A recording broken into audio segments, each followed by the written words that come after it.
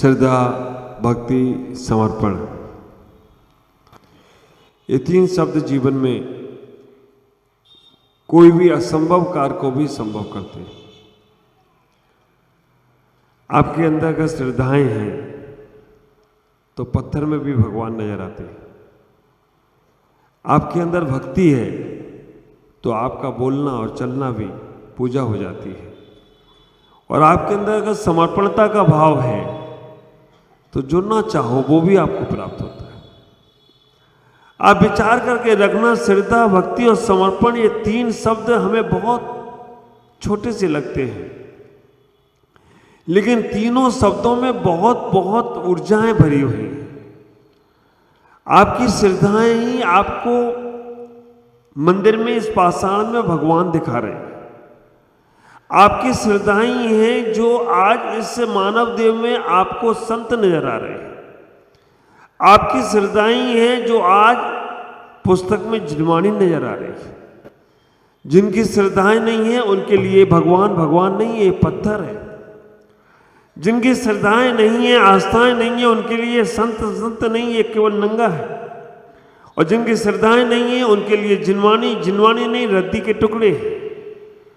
तो आप विचार करके रखना, आपकी श्रद्धाएं कभी कमजोर नहीं पड़ना चाहिए। हमें अपने जीवन में उन श्रद्धाओं को मजबूत करके रखना है। तुम्हारे पास और कुछ नहीं है, केवल श्रद्धाएं हैं, आस्थाएं हैं। वो जो तुम्हारे पास हैं उनको सुरक्षित करके रखा तो तुम जीवन में सब कुछ पा सकते हो।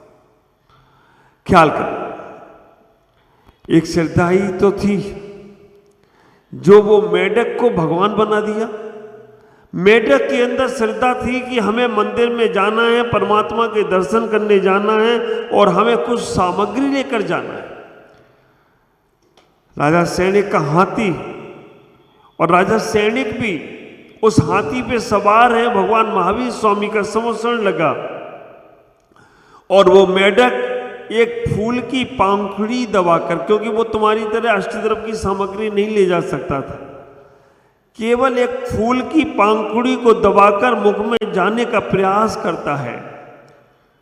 और आप लोग पढ़ते होंगे ना महावीर अष्टक में, इधर चा भावे ना प्रमुदित मना दरदुर यह क्षणादासी स्वर्गी लभंते सद्भक्ता शिव सुख समाजम किम तदा महावीर स्वामी नयन पथगामी।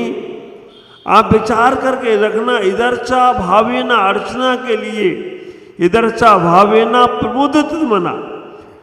जितने आप हंसते मुस्कुराते, जितने आप श्रद्धा के साथ भगवान के दर्शन अर्चन पूजन के लिए जाते हैं, आप ख्याल करो, आप घर में स्नान कर रहे हो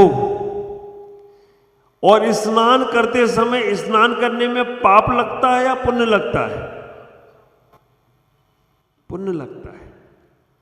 आचार्यों ने कहा है कि आप अगर मंदिर आने के लिए स्नान कर रहे हो तो वो पाप की क्रिया भी अगर पुण्य की क्रिया हो जाए तो कोई आश्चर्य की बात। आप विचार करके रखना, वस्त्र पहन रहे हो, केवल आप अपनी भावदशा को बदलने का प्रयास करो।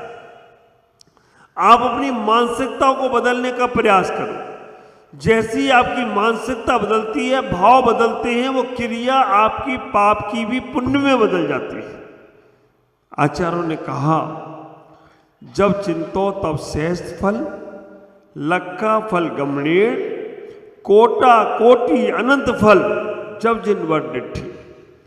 जब भी तुम्हें मंदिर में आने का भाव होता है, जब चिंतो तब शेष फल। जब भी तुम्हारे मन में भगवान के दर्शन का चिंतन आता है, चिंता होती है, भगवान के दर्शन का विचार आता है, जब चिंतो तब श्रेष्ठ फल, 1000 उपवास का फल प्राप्त होता है। आप स्नान करते समय ये भाव रखें मन में कि मैं मंदिर जाना है इसलिए स्नान कर रहा हूं। आपको वो स्नान 1000 उपवास का फल देने वाला है। जब चिंतो तब शेष फल, लक्का फल गमणीर। और जैसे ही तुम भगवान के दर्शन के लिए चलने लगे, लाख उपवास का फल प्राप्त होता है। लक्का फल गमणीर, कोटा कोटि अनंत फल जब जिनवर डिठे। करोड़ों करोड़ों उपवास का फल तुम्हें उसी क्षण प्राप्त हो जाता है जैसे जिनेंद्र भगवान के दर्शन तुम्हें प्राप्त होते हैं। तुम कहोगे महाराज यही अच्छा है, खाना छोड़ के उपवास करने में तो शरीर भी सूखता है, खाना भी खाओ दर्शन भी करो उपवास का फल भी प्राप्त होगा। लेकिन बेटा दोनों में अंतर है, एक उपवास में पुण्य प्राप्त होता है और एक उपवास में कर्म निर्जरा होती है। जो जब चिंतो तब शेष फल लक्का फल गमनेड़ कोटा कोटि अनंत फल जब जिनवर डिठे, इसमें तुम्हें पुण्य मिलेगा, पुण्य का उपवास है। और जो हम 4 प्रकार के आहार का त्याग करके उपवास करते हैं उसमें कर्म निर्जरा होती है। तपसा निर्जरा चा, दोनों को अगर एक ही मान ले तो फिर तो उपवास बंद हो जाए, फिर तो बस तत्वार सूद एक बार पढ़ो एक उपवास का फल मिल जाएगा, फिर तो जो खा पी के खूब उपवास करेगा आदमी। तो आप विचार करें अपने जीवन में हमें ये भावना भाना है, तुम जो क्रिया करना चाहते हो वो ही करो, लेकिन भाव दिशा बदलो।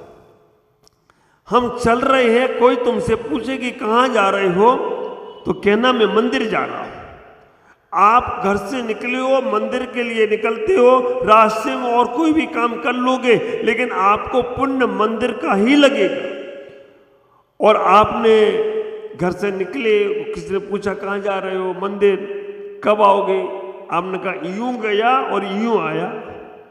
जो आया है ना रिटर्न टिकट, तो वहां का पाप लगना शुरू, क्योंकि आने का संकल्प नहीं करना। मंदिर जा रहे हो तो हमारे मन में ये भाव रहना है मंदिर जा रहा हूं, अच्छी जगह जा रहा हूं। पूछे कि कब आओगे, जब मन नहीं लगेगा तो आ जाऊंगा। आपको साथी से पुण्य की आश्रम शुरू हो जाए। आप विचार करो कि केवल मंदिर जाने का भाव आने से शेष उपवास का फल प्राप्त होता है, और मंदिर तक जाने के बाद जब रास्ते में चल रहे हो और शिखर दिख जाए, समझना। पद्म पुराण में आचार्य रवि शेषचांद महाराज कहते हैं हम मंदिर के विचार करते हैं तो शेष उपवास का फल प्राप्त होता है। मंदिर के लिए वस्त्र पहनते हैं तो हमें हजारों हजारों उपवास का फल प्राप्त होता है। मंदिर के लिए हम चलने लगते हैं तो लाख लाख उपवास का फल प्राप्त होता है। और जब जिनेंद्र भगवान दिख जाते हैं, हम जय जयकार करते हैं, अहोभाग करते हैं, तो हमें करोड़ों करोड़ों उपवास का फल प्राप्त होता है। आपको इस समाज समझ में डायरेक्ट आया है कि नहीं मालूम नहीं, लेकिन एक उदाहरण दे रहा हूं। आपका बच्चा विदेश में पढ़ने गया, आपका बेटा विदेश में पढ़ने के लिए गया, विदेश में व्यापार के लिए गया, या आपका कोई व्यक्ति घर का विदेश गया, कभी उसका मन में विचार आ जाता है कि वो कैसा होगा, क्या कर रहा होगा, तो खुशी होती है कि नहीं? अगर कोई आपका बाहर विदेश में गया है, उसका विचार आ जाता है तो खुशी होती है, और उसका फोन आ जाए तो कितना आनंद आता है, और उसकी खबर आ जाए कि हम आ रहे हैं तो फिर तो काम जल्दी निपटाओ, आने वाला है। और आ जाए तो इतना अच्छा लगता है कि आज हम सालों बाद मिले, वर्षों बाद मिले। आप विचार करके रखना, इतना उत्साह कैसे आप भक्ति के साथ। मुझे तो ये लग रहा था, मुझे तो डीमापुर की याद आ गई। डीमापुर में चातुर्मास का प्रवेश किया, कलकत्ता चातुर्मास का प्रवेश किया, उनने इतनी तैयारी की, वो तैयारी हमारे पुरुलिया वालों ने कर दी हो तो कोई आश्चर्य की बात नहीं। इसीलिए पहले दिन ही मैंने कह दिया, पहली प्रवचन में कह दिया कि चातुर्मास वाली जगह है, क्योंकि स्वागत तो तुमने अब कर ही लिया है, अब चातुर्मास भी हो जाए तो कोई आश्चर्य की बात नहीं। केवल तुम्हारी भक्ति, तुम्हारी श्रद्धाएं, जो आप सब लोग मेरे पास, जो सब पीछे कौन सा गांव महिजाम में आकर, महिजाम में आए, एक खबर में आप लोग आ गए, कमेटी के लोग आ गए, और उसके बाद जैसे बिहार हुआ तो 4-5 महिलाएं और 2-3 जेंट्स आर चौके में आ गए। उसके बाद कंटिन्यू, फिर 2 दिन से भैयावृत्ति में, कल तो मैं थोड़ा आराम आंख बंद करके लेटा था, लेकिन भजन भी होते रहे, भक्ति भी होती रही। मैंने कहा अरे गजब है, ये सोच रहे कि महाराज देखे या ना देखे, लेकिन हम तो अपनी भक्ति करके ही जाएंगे। तो इन्होंने सब भक्ति करी, पर हमने कहा शायद आंख बंद हो तो जल्दी चले जाएंगे, नहीं 10 बजे तक करके गए। आप विचार करके रखना, ऐसा ही भक्ति का मार्ग हमारे पास में है। मैं आप सबसे कहूंगा कि कोई भी क्रिया बदल लो नहीं, क्रिया के भाव बदलो। मेरी एक पुस्तक है गृहस्थ गीता, संभावित आपको दूंगा। उठना बैठना बोलना चलना सारा 24 घंटे हम धर्म ध्यान कर सकते हैं। हमारे आचार्यों ने कहा है कि 24 घंटे धर्म ध्यान। आप किसी आचार्य से, किसी शिष्य ने पूछ लिया, बट्टेकर आचार्य से, कुंद स्वामी बच्चेकर आचार्य से किसी शिष्य ने मूलाचार गद्य पूछा, हे भगवान कदम चरे कदम चिट्ठे कदमासे कदम से कदम बुझे जे भाषे जय जदो पावई न बंद ही। आचार्य से पूछा कदम चले कैसे चलो, कदम चिट्ठे कैसे बैठो, कदम चले कदम चिट्ठे कदम सहे कैसे सो, कदम भाजे जे कैसे भोजन करूं, कदम भाष्य से कैसे बोलूं, जदो पावई ना बंद ही, जिसमें पाप का बंध ना हो। तो आचार्य बट्टेकर स्वामी कहते हैं इदम चरे इदम चिट्ठे इदमा से इदम सही इदम भाजे जे भाष्य जे जदो पावई ना बंद ही। कहते हैं कि यत्न पूर्वक चलो, यत्न पूर्वक बोलो, यत्न पूर्वक बैठो। यत्न का मतलब विवेक, विवेक का मतलब होश, होश का मतलब जागृत। अगर जागृत अवस्था के से आप बैठते हैं बोलते हैं, आप जागृत अवस्था में सोते हैं, तो आपको पाप का बद्ध नहीं होता है। आप विचार करके रखना, आप लोग कहने को तो जागे हो लेकिन अभी तक सोए हो। जागे होते तो वहां नहीं बैठे होते, जागे होते तो इधर नंबर लग जाता। आप विचार करके रखना, दिखने को तो तुम जागे हो लेकिन अभी भी सो रहे हो। क्योंकि जो व्यक्ति शरीर से जागता है वो शरीर की व्यवस्था में लगता है, और जो व्यक्ति आत्मा से जागता है वो व्यक्ति आत्मा की व्यवस्था में लगता है। आप विचार करना, हमारी हर क्रिया, हमारा जैन धर्म जो आपको ये सौभाग्य से और पुण्य से मिला है, ये बहुत बहुत विशाल है।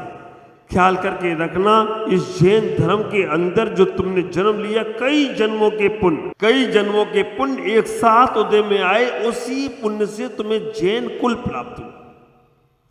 नहीं तो अन्य संप्रदायों में कहीं जन्म हो जाता, ना चाहते हुए भी तुम्हें हिंसा करना पड़ती, ना चाहते हुए भी तुम्हें पाप करना पड़ते।